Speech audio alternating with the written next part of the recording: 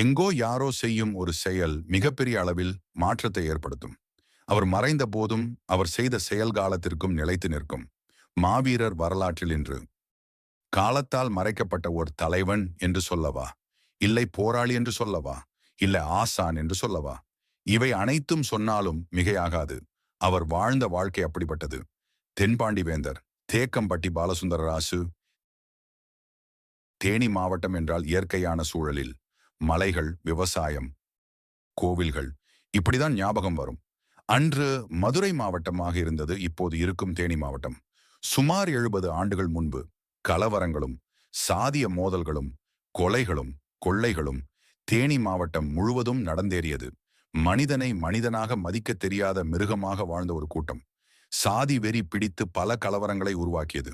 அந்த சூழ்நிலையில்தான் தேனி மாவட்டம் தேக்கம்பட்டி மீனாட்சிபுரத்தில் 1898ஆம் ஆண்டு பிறந்தார் பாலசுந்தரராசு. பாலசுந்தரராசு அவர்கள் தந்தை பெயர் சின்னமுத்து குடும்பர், தாயார் பெயர் ராக்காச்சி குடும்பச்சி. பாலசுந்தரராசு அவர்களுக்கு அவர்கள் பெற்றோர் சூட்டிய பெயர் முத்துவீரன் என்பதாகும். காலம் பல மாற்றங்களை உருவாக்கும். அப்படிதான் முத்துவீரன் பாலசுந்தரராசாக மாறுகிறார். செல்வந்தர் குடும்பத்தில் பிறந்த பாலசுந்தரராசு அவர்கள் ஒருபோதும் அதே அனுபவித்தது கிடையாது. மாறாக சிறு வயதிலேயே ஆரியம் உருவாக்கிய சாதிய சித்தாந்தத்தை எதிர்த்தார். சாதிய முரண்பாடுகளை அப்போதே அவர் எதிர்க்க துவங்கினார். தென்பாண்டி வேந்தர் பாலசுந்தரராசு அவர்கள் மதுரையில் இளநிலை பட்டம் பெற்றவர். படிப்பு முடிந்ததும் முழுமையாக தன்னை சமூக பணிக்கு அர்ப்பணித்துக் கொண்டார். பாலசுந்தரராசு மற்றும் அவரின் கணக்கு பிள்ளை அரசன் என்பவரும் இருவரும் சாத்தூர் மாட்டு சந்தைக்கு வியாபாரம் தொடர்பாக மாட்டு வண்டியில் வந்து உள்ளனர். சாத்தூரில் மாட்டு சந்தை முடிந்தவுடன் வீடு திரும்பினார்.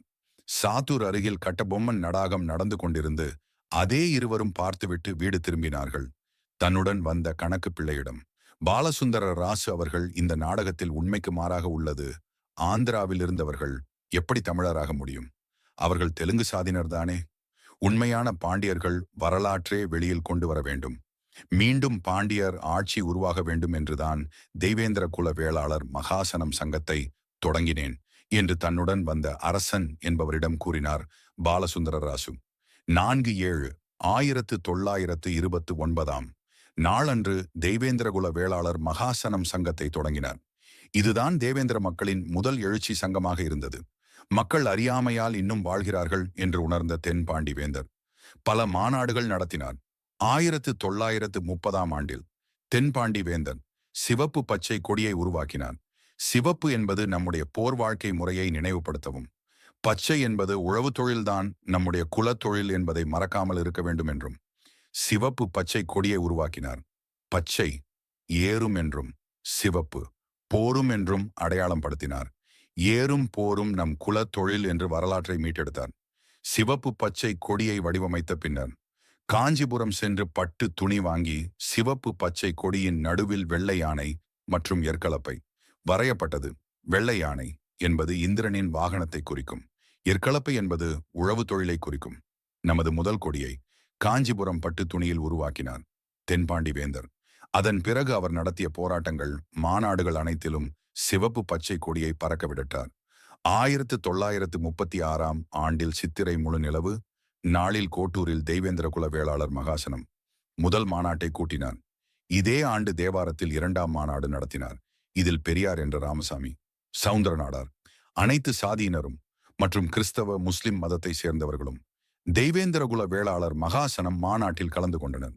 இந்த மாநாட்டில் பாலசுந்தர ராசு அவர்கள் பேசும்போது, அடுத்த மாநாட்டில் அம்பேத்கரை அழைத்து வருவேன் என்று பேசினார். கண்டமனூர் ஜமீன் வாரிசு வேலப்பன் நாயகன் என்பவன் மக்களை துன்புறுத்துதல், மக்களை அவமானம் படுத்தல் போன்ற செயல்களில் ஈடுபட்டு வந்தான். தென்பாண்டி வேந்தர் பாலசுந்தர ராசு அவரிடம் இந்த செய்தி வந்தது. தென்பாண்டி வேந்தர் இருக்கும்போது வந்த வேலப்ப நாயக்கனை அடித்து அவன் வந்த குதிரையில் கட்டி விரட்டினார். இந்த அவமானம் தாங்காத வேலப்ப நாயக்கன் அருகில் இருந்த மலைக்கு சென்று அங்கேயே வாழ்ந்தான். இறுதியில் தொழுநோய் வந்து இறந்தும் போனான். இது போன்ற சமூக விரோத செயல்களில் ஈடுபடும் கூட்டங்களை அடக்கி ஒடுக்கியவர்தான் தென்பாண்டி வேந்தன். மண்ணின் மக்களை அடிமை நிலைக்கு தள்ளும் அரிசன சேவா சங்கத்திற்கு எதிராக போர்க்கொடி தூக்கினார். அரிசன சேவா ஒழிக்க வேண்டும் என்று பல போராட்டங்களை முன்னெடுத்தார். அரிசனன் என்ற வார்த்தையை ஒழிக்க வேண்டும் என்று மதுரையில் அரிசன சேவா இயக்கத்தின் பேரில் மாணவர் விடுதியை திறக்க வந்த ராஜாஜி வந்தபோது அவரை எதிர்த்து போர்க்கொடி காட்டினார். நாங்க அரிசனர்கள் அல்ல, அரிசனன் என்ற சொல்லை ஒழிக்க வேண்டும் என்றார். இதுவே பட்டியல் வெளியேற்றத்திற்கான முதல் எழுச்சி. தேனி மாவட்டம் பங்களாமேடு என்னும் ஊரில் தெய்வேந்திரகுல வேளாளர் மகாசனம் சங்கத்திற்காக 5 ஏக்கர் பொது சொத்தை உருவாக்கினார். வீரபாண்டிய மாரியம்மன் கோவில் அருகில் 2 ஏக்கர் பொது சொத்தை உருவாக்கினார். வீரபாண்டிய மாரியம்மன் கோவிலுக்கு நிலங்கள் கொடுத்தது தேவேந்திரகுல வேளாளர் மக்கள். ஆனால் தேவேந்திர சமூக மக்களை பட்டியலில் அடைத்த பின்னர் வீரபாண்டிய மாரியம்மன் கோவிலில் தேவேந்திரகுல மக்களை வழிபாடு செய்ய மறுக்கப்படுகிறது. 1939 நடைபெற்ற வீரபாண்டிய திருவிழாவின் போது தென்பாண்டி வேந்தர் சென்று வீரபாண்டிய மாரியம்மன் கோவிலை இழுத்து மூடிவிட்டு சாவியை எடுத்து கொண்டு வீட்டிற்கு சென்று விடுகிறார். அங்கு இருந்த சாதிய வெறி பிடித்த கூட்டத்தில் ஒருவன் கூட எதிர்த்து பேசவில்லை. தேக்கம்பட்டி பாலசுந்தர ராசு வருகிறார் என்றால் எவ்வளவு பெரிய கூட்டமாக இருந்தாலும் அவருக்கு கட்டுப்படும். அதன் பின்னர் மாவட்ட ஆட்சியர், அமைதி கூட்டம் நடக்க உள்ளது, நீங்கள் கலந்து கொள்ள வேண்டும் என்று கூறினார். அதே ஏற்று அமைதி கூட்டத்தில் கலந்து கொண்டார் பாலசுந்தர ராசு. நீங்கள் ஏன் கோவிலை இழுத்து மூடினீர்கள் என்று மாவட்ட ஆட்சியர் கேட்டார். அவருக்கு பதில் கொடுத்தார் பாலசுந்தர ராசு. கோவில் என்னுடையது. கோவில் நிலம் தேவேந்திர குல மக்களுடையது. காலம் காலமாக வழிபாடு செய்து வரும் எங்களை எப்படி வழிபடக்கூடாது என்று சொல்ல முடியும் என்றார். இதே ஏற்றுக்கொண்டார் மாவட்ட ஆட்சியர். அதன் பிறகு வீரபாண்டிய கோவிலில் அனைத்து சாதியினரும் சமம் என்று பதாகை வைக்கப்பட்டது. அனைத்து சாதியினரும் அன்றிலிருந்து கோவில் உள்ளே சென்று வழிபாடு செய்தனர். 29/12/1946 மதுரையில் மாநாட்டை நடத்தினார். இந்த மாநாட்டில் சிறப்பு உரையாற்ற சட்டமேதை டாக்டர் அம்பேத்கர் அவர்களை அழைத்து வந்தார். மற்றும் ராமநாதபுரம் மாவட்டத்தில் ஒரு இளைஞர் துடிப்பாக செயல்படுகிறார் என்று அறிந்த பாலசுந்தர ராசு அவர்கள் மாட்டு வண்டியில் சென்று தியாகி இம்மானுவேல் சேகரனாரை மாநாட்டில் கலந்து கொள்ளுமாறு அழைக்கிறார்.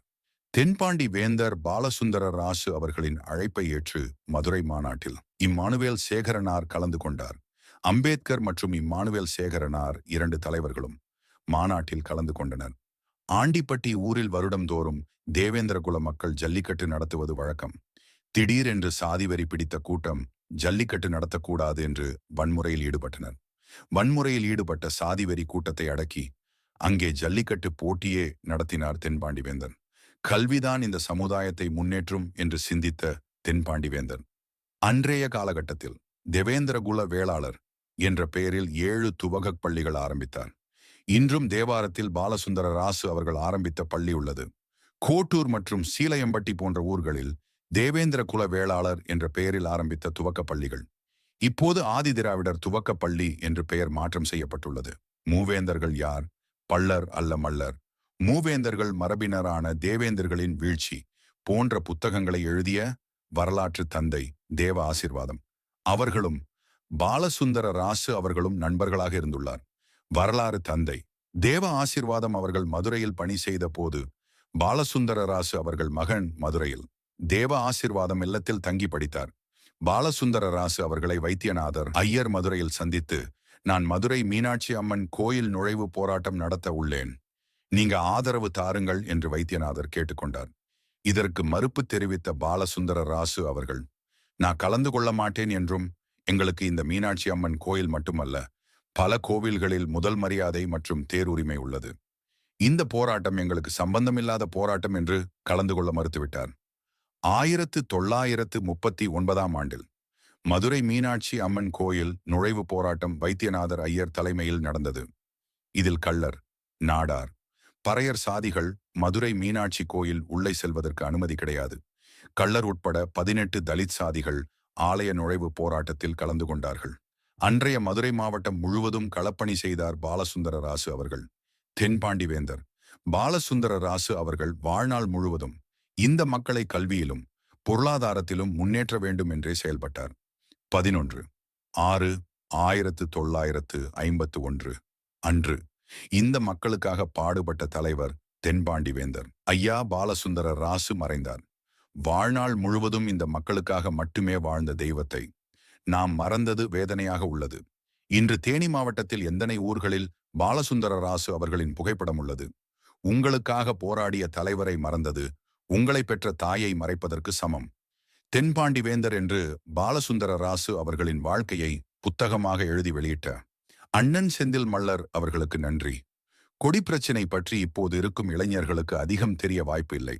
சிவப்பு பச்சை கொடி என்னுடைய கொடி என்று சண்டை போட்டுக்கொண்ட தலைவர்கள் யாரும் அதை உருவாக்கிய போராளிக்கு உரிய மரியாதை செலுத்தவில்லை.